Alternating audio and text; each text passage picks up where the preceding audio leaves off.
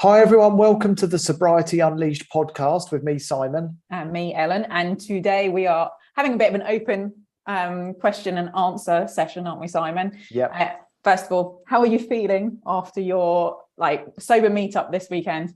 Well, I've decompressed a little bit. So for those that don't know, we had a sober social event on Saturday. And Ellen, you came over from all the way from France to the UK, didn't you? I did, although I feel that was like just a quick hop over the considering some people came from North America, didn't they? You had people there from Canada, people there from the States. So coming from France felt like nothing, actually. It was actually, for me, a bit of a lesson in trying to let go of control because some people turned up late. A few things kind of had to be done out, not in the order that I'd planned them, just due to logistics and so on. And actually, you even said to me, just let it go, just let go of control. And do you know what? The day, once everyone had got there, the day was brilliant. It was fantastic to see everybody.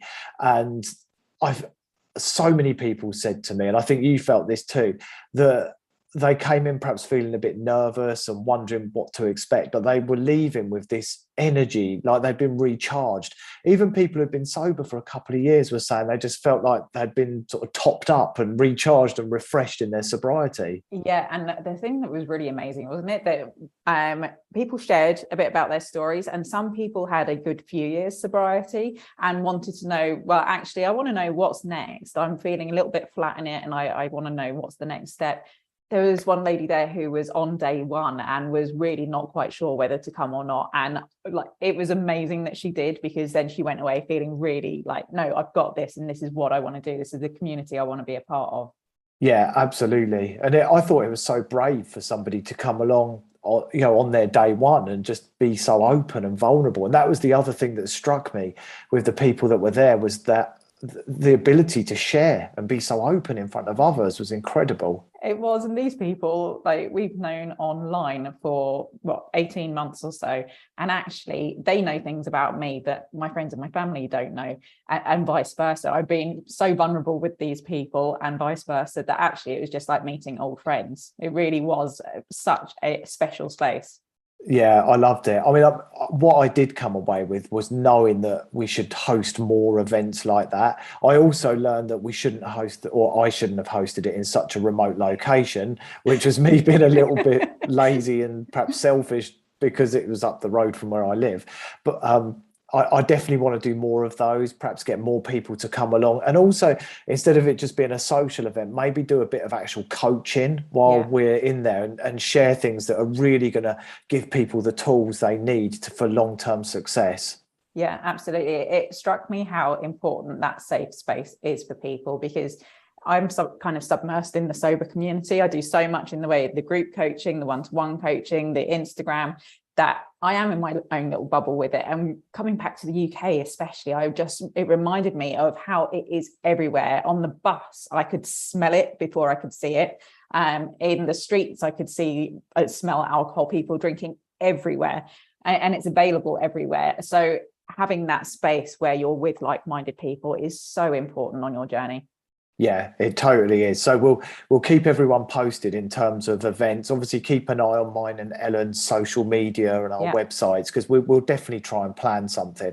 And of course, you've got the retreat in Bali coming up. I got the retreat in Bali, and now we've just booked a retreat for France in next month in October. So just sharing yoga, some hiking, some cold water dipping, and cooking and eating together with other people on sober journeys. It really, really is important. Oh, that's brilliant. Yes. And that's all on your website about that? It is all on the website, and it's great because it's like 10 minutes away from where I live. It's in my local yoga studio. It's literally coming, in the most beautiful little town where I go, have coffee, great food. So I can't wait for that. Oh, that's brilliant. So it's the last episode of the season today, although we'll be back pretty soon. Don't panic. We will. Yeah. So we wanted to invite you to ask us questions, and we've been posting it on our social. Well, Ellen posts better than me on her social media. I posted it in my group. So we've had some people submit questions to us, but if you're watching live, it's your opportunity to ask us absolutely anything, and we won't read your names out. We'll just read the comments out, so there's no sort of issues around privacy or anything like that, and nobody who watches this back can see your names or see what you commented. So feel free to ask whatever you want. We thought we'd make it a bit of a special, but shall I kick us off with a question that somebody submitted? Let's go with, I've got a few here, and I think this is quite a good one. Any advice for getting through a wedding? There's going to be difficult family members there, and there's going to be a free bar, and I know that people will try and pressure me to drink. Yeah, there's weddings are interesting one. I think there's always difficult family members in weddings, isn't there? And sometimes we do drink just purely to get through the wedding and to feel like we're having a good time at the wedding. Lots of sober tools though going into a wedding. Knowing you're out, I think, is really important. Knowing that it's okay to come away early if you feel like you're going to be under pressure to drink, but knowing that most people, once they've had 2 or 3 drinks, they're not going to care what's in your glass, are they? Yeah, that's so true. Do you remember, you've been to a wedding alcohol free, haven't you? Been to a wedding alcohol free. I just came back from a gig at alcohol free last night as well. That was cool.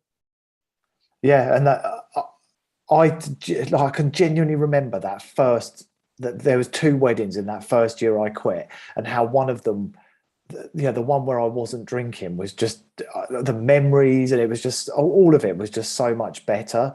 And I think I've shared this before, how I went to 2 weddings not long after I quit, actually, and it was one of them we were like last minute invites, and one of them it was really good friends, and just sort of noticing how much more enjoyment I had at the second wedding, because I knew everyone, I really wanted to be there. And the first wedding, we ended up just going home a bit earlier, and realizing it wasn't alcohol that made it a fun event. No, it was actually the people. The people, yeah, absolutely. I was having this discussion the other day, because I still say, like, I'm not drinking right now because forever feels like this overwhelmingly long time, and I don't know what will happen in the future, but I can't imagine what would make me give up alcohol. And I was asking my group, like, what would make me give up my sober streak? And lots of people, wedding is like this romantic version of, well, I want to have champagne at my daughter's wedding, or I want to go to a wedding and have champagne. Well, actually, it just wouldn't interest me. There's so many great alcohol-free options now that you can have the Prosecco or whatever it is, toast the bride and groom, and go home without a hangover. So that definitely wouldn't be a trigger for me anymore, although the first one is bound to feel quite overwhelming. And actually, someone who I do coaching with, who came to the social event at the weekend, he recently went to one of his kids' wedding. They were obviously getting married, and we sort of set him up for success, and we really spent some time visualizing what was going to happen. I asked him if he'd ever been to the venue before. Walk me through it. What are you going to do when you're here? What are you going to do when this person challenges you? And, like, for example, one member of his family definitely pressures him to drink. What's your strategy for getting around that? And we kind of went through the whole process, and I kept sort of saying to him, right, is there any areas where you think you might drink? Let's revisit those. And long story short, he came away from it just having the most magical couple of days, because he stayed there, creating these amazing memories. And he was the lift in his confidence from getting through it was just, it was palpable. It was radiating off of him. And his wife also shared at the meeting, didn't she, at the meetup, about how she felt about him going through the wedding and seeing him with his son, and just how proud she was of him, like, taking that decision to get through it alcohol free. And so he had all those gains from it. He had all those amazing memories, and alcohol didn't steal anything from him. But also that just kind of had a butterfly effect around his entire family. She was saying how the kids come in and it's like, what's dad been up to? It's nothing, no questions around alcohol. It was really, really like warming, wasn't it, to see how that butterfly effect had knocked onto everybody else.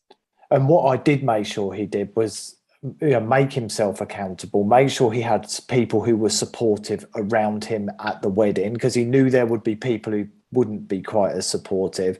So and he's got and I'm sure, whoever submitted this question, I'm sure there are people within the family or friends or whatever who will support them and can have their back. But I think really making your intentions clear is so important. My intention is not to drink at that wedding. And I love with intentions of setting what you're going to do and why you're going to do it, and using like real emotive. I don't want to drink through this wedding because I want to have like hold all these memories, and I don't want to wake up feeling like shame and regret that I've missed anything. And then how can people help you with that?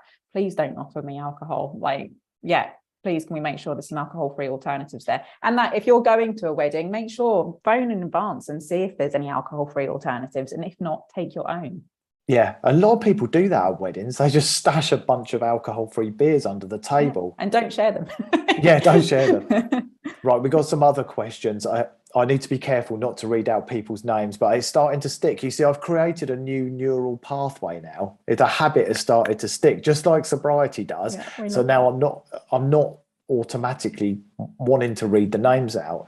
So it's exactly like changing any habit. And he says, nearly saying a name. Right, somebody said, I'm asking you anything here. Mm-hmm. As coaches, do you ever get discouraged with others who are still trying, or do you maintain an attitude that trying is winning? Oh, I love being an accountability coach. So I do ask for a certain amount of commitment from people when they say, the fact that people are still turning up and still trying and still going. Sometimes it's not about the alcohol, is it? It's about the fact that they're still showing up for themselves. There is a certain amount of, there's a reason they need an accountability coach, and that's because they're not necessarily sticking to the habits that they want to do. So when I ask people to commit, I do try and get them to stick to that. However, people just keep on coming back and showing up. There is always room in the community, people, and especially in the group sessions, you've got people who are so far down the line, and some people that just can't make day one stick. And I will never ever be annoyed with somebody who can't make day one stick. Yeah, that's a really good question, actually, this one. I personally, and I coach this, I try not to let the actions of others control my emotions. Mm-hmm. So, however, I would say that there have been times where I felt discouraged, disappointed when somebody has stopped trying. And I believe the only time we fail in sobriety is when we actually stop trying, showing up, like Helen said. And I would put it in that kind of context. If somebody, for example, was doing weekly coaching sessions with me and then they kind of dropped off the radar and weren't replying to my messages, didn't want to have any sessions, that's when I'd get discouraged, because I'd feel like they had stopped trying. Yeah. When people keep showing up, and even if they're still drinking, they're turning up, they're putting in the work. I'll give them all the time in the world, all the attention. I know, Ellen, you'd do the same, right? Yeah, absolutely. And my group can testify to it, that sometimes I can be like assertive with people that keep showing up but avoid the real topic, because time is our most precious commodity, and so we need to use it really wisely. If you're coming into the group sessions, let's kind of open up and get real with it and stop avoiding the real issue. However, it is just important to keep turning up, and that is it. You've said before as well that stopping alcohol, okay, we can put that to one side for a minute. Let's get all the other habits in place and then address that later on. So it is swings and roundabouts. Yeah, it totally is. Yeah, and I suppose thinking about it in a group coaching context, which both of us do on a regular basis on Zoom, you get some people who dip in and dip out, and then you get others who are, and in fact, a bit like the podcast, there's people who are here week in, week out, and then perhaps others who aren't quite so frequent. But that doesn't discourage me, because I know those people are exploring it, they're headed in the right direction. Yeah, and absolutely. And people sobriety is not a linear thing. It's not a linear journey. It is up and down and up and down. And mine was like that for 20 years. So I am never, ever going to be judgmental of somebody who's really struggling but wants to make it work. And I think it's really important for those that want to come to group sessions, know that not only can they show up when they're doing well, they can show up when they're not doing so well. And it is an animal instinct to turn away and bury our head in the sand when we feel like we're letting other people down. And actually, that's the time that we need to cling to other people and say, I'm not doing so well and I'm struggling right now. So showing up then and being vulnerable then, that shows huge, huge strength. Yeah, it really does. And it's interesting because within the program, we both coaching. Yeah, there's around sort of 200 members.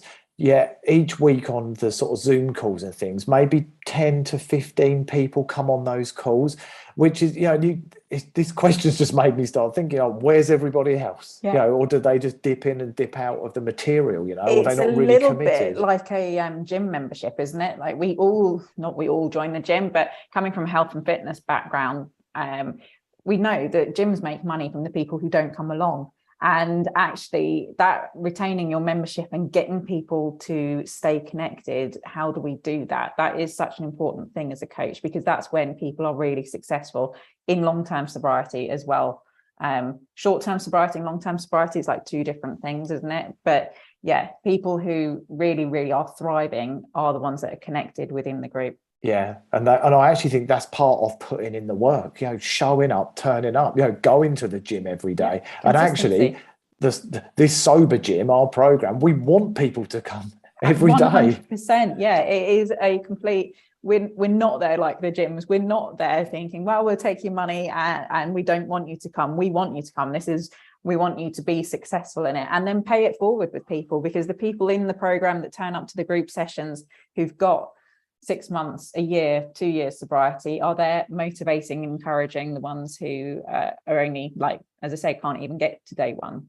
Exactly. And actually, one of those people's on now, not going to say their name. Hello, Simon and Ellen and everyone. What a great social event, Simon. Can't wait to see you all again next year. Thank you for an amazing day, one I will always remember. And we got 3 kisses. Oh, I like kisses. And that was somebody who came from a long, long way away. It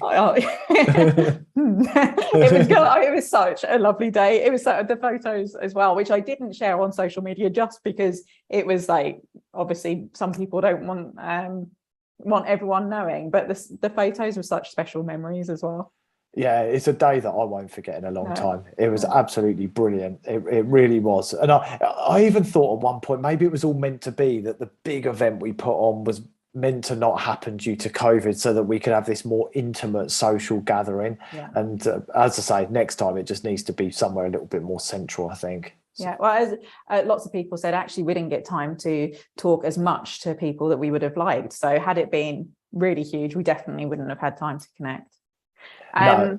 I've got a question from Instagram. Somebody asking, did either of us relapse on our journeys, our sobriety journeys? Simon? I'll go first on that one then. And after I seriously committed and felt like this is it, I think actually, no. There were a few times I think I thought I'd committed and hadn't committed. And then there were setbacks, there were relapses, there was the whole still trying to mess about with moderation. But there was a point where I really felt like something had shifted. My heart was in it. This was definitely what I wanted. And I really, really committed. And after that, I never looked back. And so, no, I'd say no, I didn't after I truly committed. What made you truly commit, though? That's the interesting part of it, isn't it? Yeah, I suppose. Yeah, that's like the kind of secret sauce, isn't it? Yeah, because when kind of linked to that first question of, do we get disheartened by people who keep on like, oh, I want day one, but can't get past it? Where do we cross over from enabling people to not commit to supporting them when they like stumble in their journey? Yeah, totally. I mean, I think the commitment came about through really looking closely at all the false beliefs that were driving my behavior. And the more work I put into it, the more it all started clicking into place, that actually I've been doing all of these different various things in my life based on a belief that's completely wrong and doesn't serve me. And it was like a fog cleared and I could just see everything. And the clearer I became able to see, the more easy it was to commit. Yeah. In fact, it was a natural commitment. Yeah, it is. I was the same, although I will say I quietly became sober because it wasn't actually my intention to give up forever. And I had for 20 years said, I don't like the control alcohol has over me. But my problem wasn't that, it wasn't bad enough to even think sobriety was an option.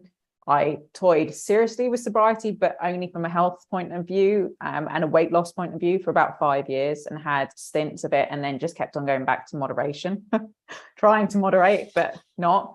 And then I gave up for what I thought would be 30 days. And mine was just a complete mindset shift of, I'll treat myself to alcohol every 30 days, to what on earth am I thinking? It is a poison. I am actively poisoning myself and thinking that that's a treat. I started getting that. I would go bright red within a couple of sips of wine, which is, I was unable to actually process the alcohol. And I was getting awful sleep. My skin was terrible. I was overweight. And so it was just a complete mindset shift into, no, actually sobriety is what I want. So once I'd committed, like you, no, there were no more false starts, but there were about 1,000 false starts before that. Yeah. And I see that whole thing, both of us said it, like committed, mindset, all of those things. And I think you've only got to look at any time in your life when you've accomplished something difficult, whether that's moving house, changing job, breaking up with somebody, getting married, having a baby, you name it. They're all difficult things, and they all have challenges along the way to various different degrees. But the reason you saw it through was because you knew what you were going to get from it. And I've forgotten what B is. What was B? I was on a real roll there, and I totally it's forgot. Worth it. I think that's what the other side of it is, that actually the change is worth it, isn't it? Yeah, well, you understand what you're going to gain was the first thing. And no, it's completely gone out of my mind. Anyway, it was really important, and it was a brilliant story. Sobriety doesn't help your memory, by the way. Yeah, that's it. But the point, I've completely forgotten it all now. It's just gone. Let's just forget about it. Let's move on. Okay, right. Next question that I've got. I got a question about, how did you cope with all the stress of a marriage breakdown without turning to alcohol? How do I cope with this without turning to alcohol? Forgetting my questions, but I still do it. You still do it. That's it. That's life, isn't it? Like sobriety, again, it's not a magic pill, is it? It does not make life amazing. Life is still hard, no matter what. What it does, though, is for me, I don't know, 5 years ago, I probably looked from the outside like I had a perfect life, you know, a house in France, lovely family. Inside, I hated myself. I hated how I felt about myself. I hated how I looked, like my lack of motivation, my inability to ever see anything through. Now from the outside world, possibly I look like it's crumbled. And yet I feel at peace with myself. Like alcohol is the last thing that I would turn to in any situation. My mindset has just shifted so much to, it doesn't even cross my mind. Not once do I think, oh, alcohol would really help this situation now. That would really help me with my stress levels. What I know, like I'm stressed. Okay, I went to see a psychologist yesterday. I go walking. I connect with my friends. I go to yoga. Sometimes I sit and scroll. Sometimes I connect with other people. Sometimes I just have space. They're the things that help me de-stress, not alcohol. And actually, it goes back to the point where I forgot what I was talking about, that although the marriage breakup may not have, we don't need to get into the ins and outs of it, but it wasn't necessarily your decision. Some people, a marriage breakup may just land in their lap, but equally, you were in that position, you're determined, you start kind of set a goal, a place where you need to get to, and then you're determined you need to go through some bad stuff, some challenges to get to that place. And actually, I remember what I was going to say. So we understand what we're going to gain, and because we know that it's worth it, we want it so much, our mindset naturally shifts. So for example, somebody running a marathon, they kind of, whatever their reason is, they think, well, I want to do that for the adulation. I want to get the medal, and I want to post it on Facebook. So they know what they're going to gain. And then when that prize becomes enough, they become determined enough, and the two link together. And it's a bit like a marriage breakup, where because it's another thing that has challenges along the way, you think to yourself, okay, well, I know what I'm going to gain. I'm going to gain freedom, independence. I won't have to be in a toxic relationship where I'm being potentially abused, manipulated, controlled. that is a big prize. I want that prize. Mindset shifts. I become determined, and I'll go through the bad stuff to get to that at the end. And that's like sobriety. It is. And it is that thing, isn't it? That sometimes the pain of staying where you are is is more painful than the change. That's a painful process. However, the pain of staying the same is far greater. Yeah. And I think a lot of people fail to realize exactly what they will gain when they quit drinking. Yeah. And because it's easy to sort of think, oh, well, I won't have a hangover. I'll sleep a bit better. But there's so much more. I was out with somebody new the other day, and they were asking me about the sobriety. And it's, of course, my favorite subject. And it just seems so obvious to me that I wouldn't drink. And I said, like, my sobriety, it is my sobriety. Nobody else can take that away from me. It's something that I did work hard for. And I love it. I love it with all my heart, and I love all the games. Not having a hangover seems so distant. I can't even really remember what that felt like. But everything else that I've gained, like meeting everyone on Saturday and that real connection, that's something I've never ever had before. The focus, the determination, the confidence in myself, all those things, they outweigh everything else. Yeah, I think, just like alcohol affects every part of your life, I think sobriety affects every part of your life too. It's the butterfly effect of sobriety. It really is. There's someone else has posted a question live on YouTube. And again, we're doing a end of season Ask Us Anything. We will be back in a few weeks, but we just didn't want tons and tons of episodes in season 2. It's too many. So if you want to ask us anything, post it live in the comments. I won't read out anybody's name. And this question has actually come from somebody called No Name, which is my favorite name to read out. What are the most common triggers when people have been sober for a while? Sober for a while, actually, there's lots of sober first, isn't there? Even after the first 30 days for a start. Sober first that we don't realise are huge triggers or associations. Travel is a big one, isn't it? Yeah. Going to an airport, dealing with family members also is a huge trigger, and the overwhelming emotions that you will start to feel because you've numbed out for the last lifetime, and being aware of how to process those emotions. I think the emotions is the key, really. They're the ones that, for me, when I work with people, they don't realize how much they used alcohol to numb the emotions, and dealing with those and processing those in a healthy way and being proactive each day in doing the things that keep you kind of in a more stable plane is the most important thing.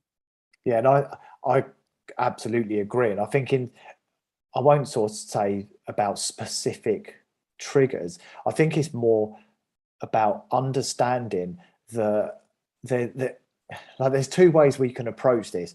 We can have this real intent to be loving and kind to ourselves, do the right thing to honor our values, or we can do things that are a defense mechanism related to all the stuff from our past, from our childhood, where we try and protect ourselves, but end up feeling fear, anxiety, anger, sadness. And there's a brilliant book, Inner Bonding, by a lady called Margaret Paul, that speaks quite deeply about this. It's not about sobriety, but it's very interesting in dealing with those emotional triggers. And I would wholeheartedly agree that I think the biggest triggers of all are the triggers that we've been numbing out from. And they can be things like, you might have a mother who's critical of you, and you hear her say a critical comment, or she sends a text that maybe your partner thinks, well, there's nothing really in that. Why are you getting so upset? But it's deeply reminiscent of stuff from your childhood, and it causes the trigger.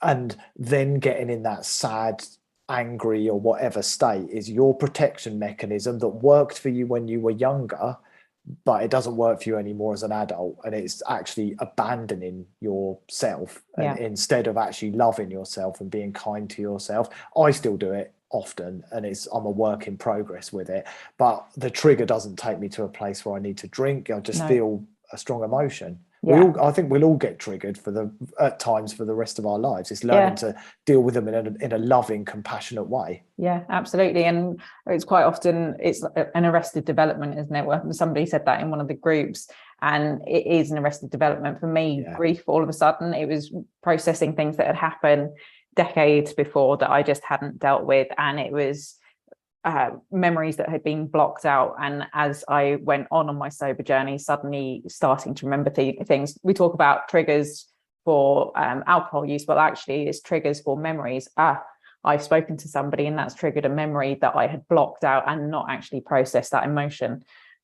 So yeah, finding healthy coping mechanisms is really, really important. Yeah, for sure. I would go so far as to argue that yes, like 90% of people are psychologically addicted to alcohol, not physically addicted. Yeah. For those 90% of people, I would argue, and there is no scientific basis for this, as with most of the things I say, but I would argue that for those people, there's no such thing as a trigger for alcohol. No, it's an excuse to drink sometimes. Well, I think it's a defense mechanism not to feel the feelings that they don't want to feel, and that was what I was using it for.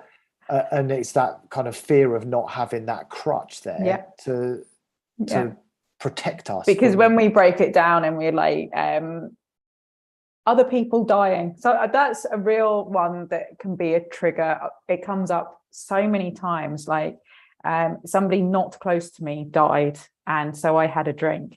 But when you break it down, why? How did that help? Having a drink when somebody that you don't really know has died? Well, I don't know, I just felt sadness. Okay, but it's okay to feel sadness, isn't it? Why reach for the alcohol to numb that out? And these are the times, these are the times when you sit in sort of stillness with your eyes closed and bring up like your inner child and talk to them and say, what was it about that sadness that made me want to use alcohol? What was going on there? And they'll speak back to you. It feels like your imagination, but it's your inner child will talk to you and give you answers. And I think it's such a wonderful thing to do when we carry those wounds from childhood. And emotions are what make us human as well. I think I hear so often, I'm too emotional. And that's not, like, we all have the right to be, especially the relationship that I was in with somebody who has mental health problems. I had to be the stable one all the time. I wasn't able to be angry or sad or down. I had to be that constant. And it's so difficult. It really is. But there is no such thing as too emotional, is there? It's how you respond to your emotions that's the important thing. I don't know if you've ever seen a photograph, but there's one, you just see it online sometimes, and it's a picture of a sign and it points to all these different cities in the world. And it's like London, 3,000 miles that way, New York, 5,000 miles. And there's about 50 different places on this sign. And I think emotions should be seen a little bit like that sign. So for example, I feel angry, right? I need to go that way because when I'm angry, this is what works for me. Actually, I feel lonely at the moment. Right, you need to go that way, and because that's where connection is. That's how you address loneliness. And it is what you just said about learning those emotions. To me, are a signpost. There's no such thing as bad emotions. They're all trying to send us a message, in essence, telling us what to do. So we shouldn't be afraid of them. But I think nearly all of us come into sobriety with a fear of feeling those feelings. Yeah, and this also, my advice would be not to do this work straight away in sobriety. Like with sobriety, for me, it was good 9 months before I started unpacking anything whatsoever. It was, for me, I started kind of enjoying life and enjoying all the free time, the free money, the good sleep, all of those kind of things. Then long-term sobriety, it is. I do sit kind of around the 9 month or the 12-month mark of people just going, something happened, and I just thought, sod it, I'm going to drink. So that's when you start to unpack all those things. That you don't have to do all the work straight away, do you? You've got a lifetime ahead of you to do all that.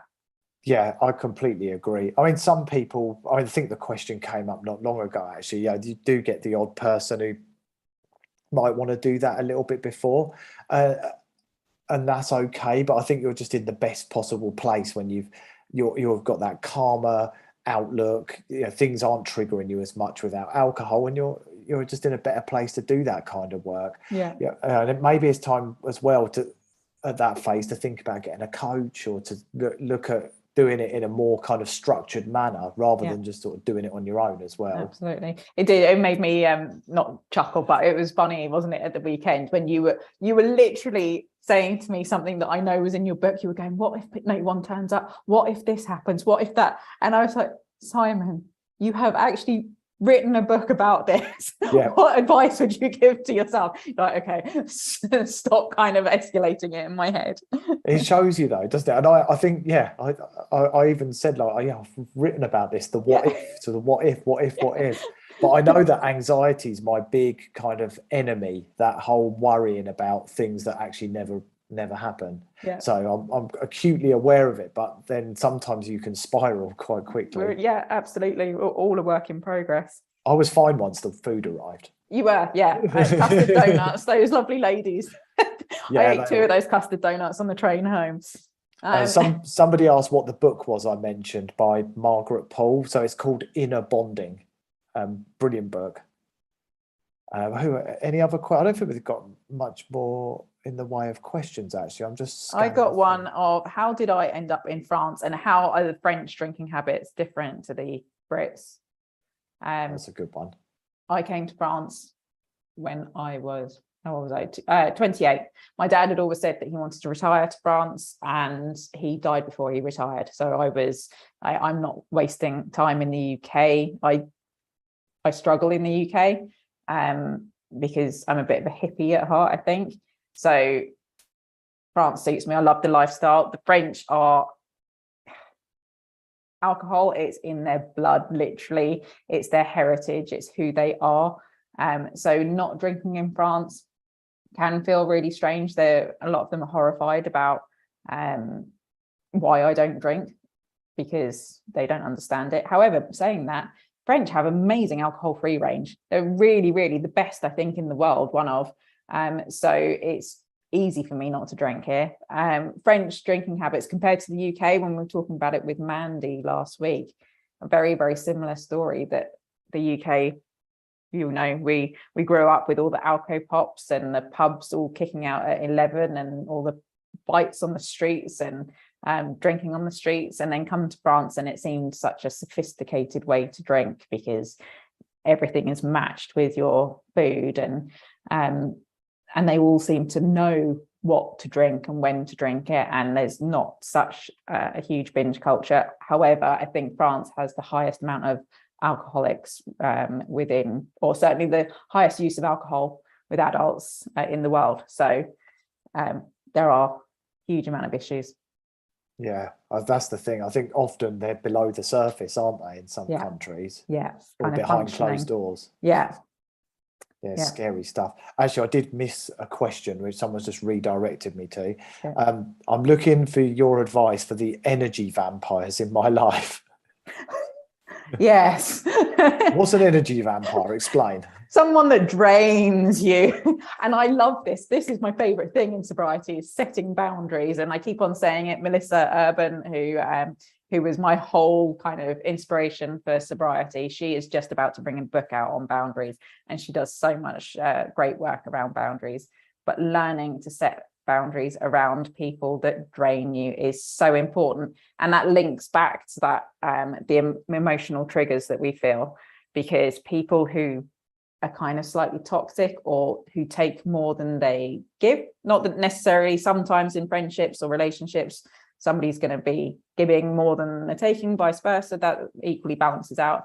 For those people that emotionally drain you and they do it without asking permission, I think that's really important.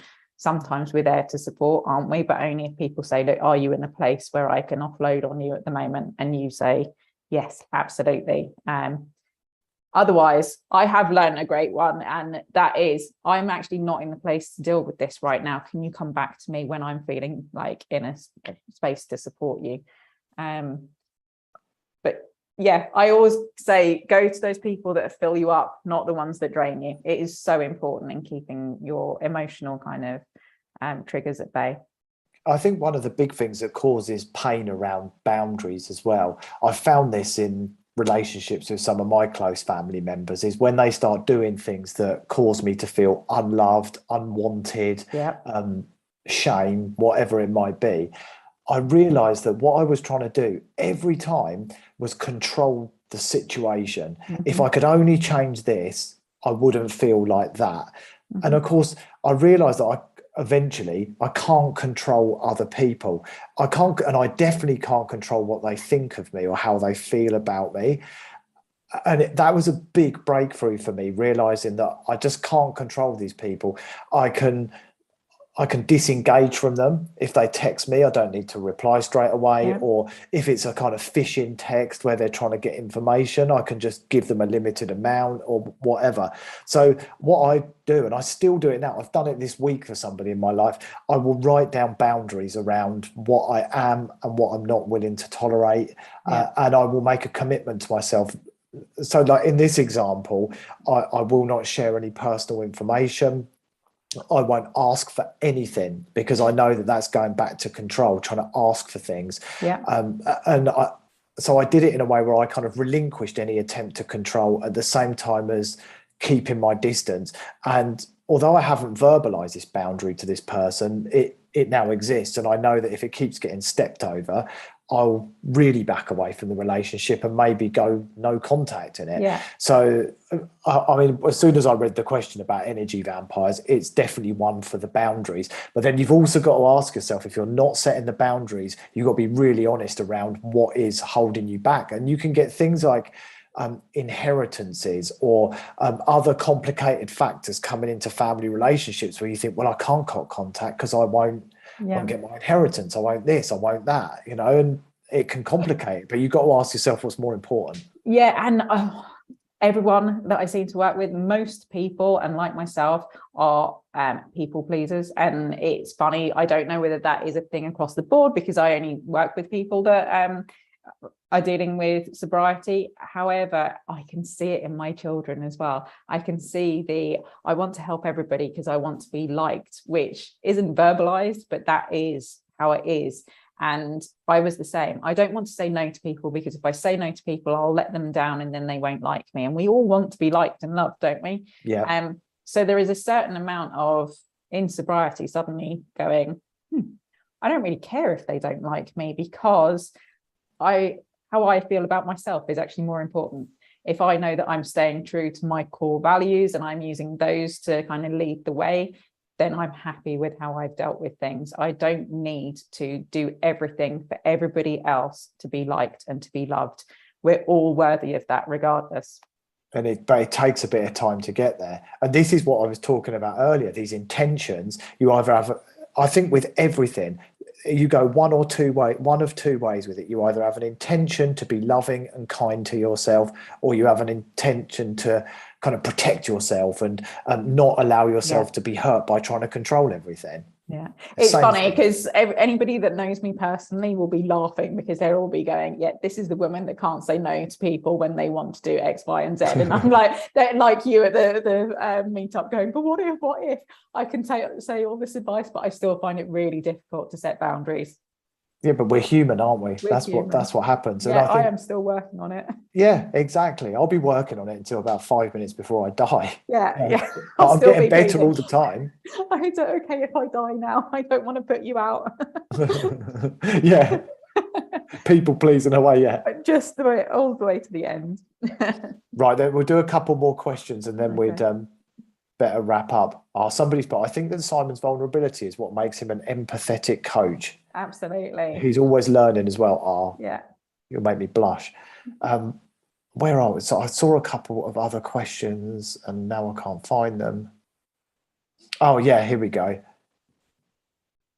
Any tips for helping an introverted private person open up during the process? Come to the group sessions. People don't know what to expect, do they, on the group sessions? I run a free group session on Zoom. Simon's group has numerous amount of Zoom sessions, and there's a free trial, isn't there? And lots of people have a fear about coming because they don't know what it's going to be like. But come along. I think loads of people that come are like introverted extroverts or vice versa, whatever one it is. So everyone is empathetic to how you feel. You can come and have your camera off and your mic off if you want to start, and just listen and see how it's all set up. But in the sober community, I think you'll never find a more supportive group of people and a safer space than somewhere like one of the Zoom calls. And just start small and build on it. Yeah, I couldn't agree more. And it's interesting as well, because I think a lot of people who think they're extroverts quit drinking and realize they're quite introverted. Yeah. So I would say many of the people in the groups are quite introverted. Yeah. And it can be challenging, actually saying those things, especially, Simon's on there, Ellen's on there, us from the podcast, and it can feel quite daunting to do that. But I'd encourage you to actually do what you've just done, which is you have just shared, you've posted a comment, and that's that first step. You just take baby steps. Maybe next time you'll ask a question that's slightly more personal, closer to home, that you've been wanting to ask, and then maybe on a Zoom call, like Ellen said, you join a call, and then next time you put your audio on or put your camera on, and just one step at a time. But I think you also get confidence from seeing and hearing other people asking deeply personal things or sharing things that they inspire you. You hear someone talking about past abuse or trauma, and you think, well, if they could share that, I think I'm okay to talk about this. Yeah, it's just facing your fears to start with, and you're not going to lose anything by coming on and having your camera off and your mic off and just listening. If you decide it's not for you, then that's cool too. But it's an absolute delight, isn't it, of having people come on and they never switch their camera on or their mic on to start off with, and then fast forward like 18 months and they're an integral part of the group. And sometimes I understand it probably is daunting coming into what feels like a very like, oh, well, there's already that group set up and they know each other. But actually it kind of builds over time, and some people, as you said, dip in and out. And it is such a welcoming kind of warm group that you do become friends with people. And as I say, at your meetup, those people there, we're all so vulnerable with each other. It's such a safe space. Yeah, it really is. I mean, I think I would just say, take it one step at a time, but know that you're heading in the right direction with it. And there's only one antidote for fear, which is courage. But equally, wouldn't want to say to you, oh, get the courage, just immediately jump on a call and start sharing your life story. You're finding your courage now. You're growing. Just take it steady and just dip your toe in the water, then your foot, then your leg, and just go a little bit further rather than just diving straight jump all in. Some people do that, but doesn't absolutely no, do what is right for you. I've got another question. I live on my own, and I'm at home with the kids. I drink most evenings. If I don't want, what else am I supposed to do for fun if I don't drink? Oh, I thought you were going to ask for a babysitter then. You were like, I live on my own, I'm at home with the it's not me. What am I supposed to do for fun? I always think this is such an oxymoron, because I don't think that sitting at home drinking on your own is fun. And lots of people have those same stages with social drinkers, and it started off like that. And then we have kids, so we're kind of housebound to a certain extent. So we start drinking at home. And then when the kids are a bit older, we're still drinking at home. So we don't want to go out because alcohol is our thing. And actually, the socializing isn't the problem. It's the isolation that's the problem. Yeah. Now, I don't think there's anything fun about sitting at home on your own, having a couple of bottles of wine. It's lonely more than anything. And alcohol is really selfish. It keeps you lonely, doesn't it? It keeps you isolated. There's nothing fun in being isolated. And the only way you can not be isolated is to go and connect with other people. Yeah, I couldn't agree more. And, all the people I've coached with, where this topic has come up, they really recognize that drinking on your own is a kind of more toxic type of drinking than perhaps social drinking, for example. That's not an excuse to drink, by the way. But. No, it's ours was because there was me, my husband, my mum. So it didn't feel like we were drinking on our own, but we were all like sat on our own chair, sat there drinking, not really doing anything other than watching TV. There was nothing social about it.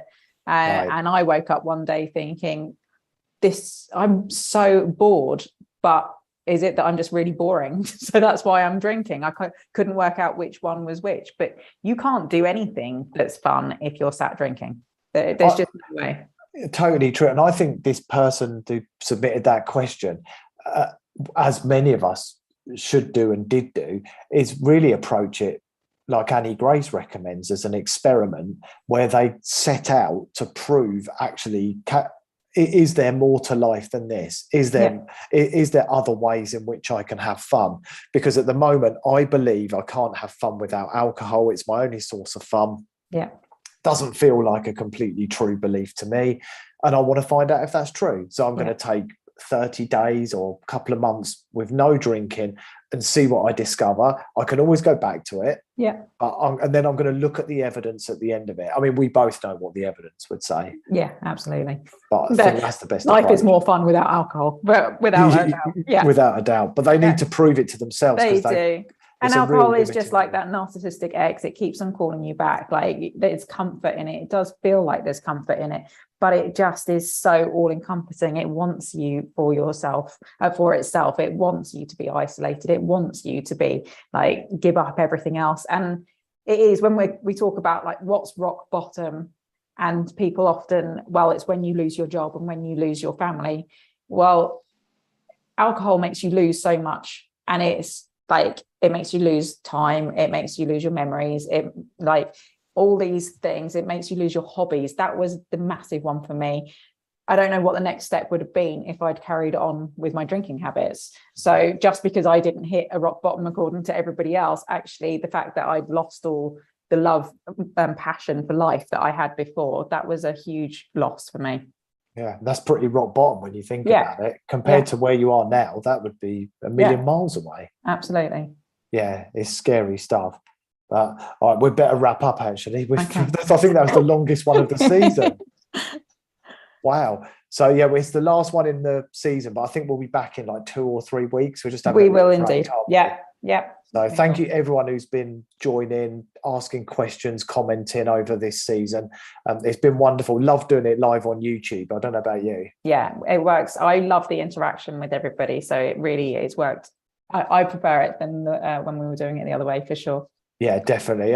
And in the meantime, if you've got anything, any suggestions or ways in which you'd like us to change things, just message us, connect with us on social media. We always love to hear ideas or thoughts and feedback. And we will see you very soon, won't we? Yeah, absolutely. Come and connect through the groups. Yeah, absolutely. Yeah, we connect with us on our websites and programs and things like that as well. And we'll see you all in a few weeks. Take care. Bye.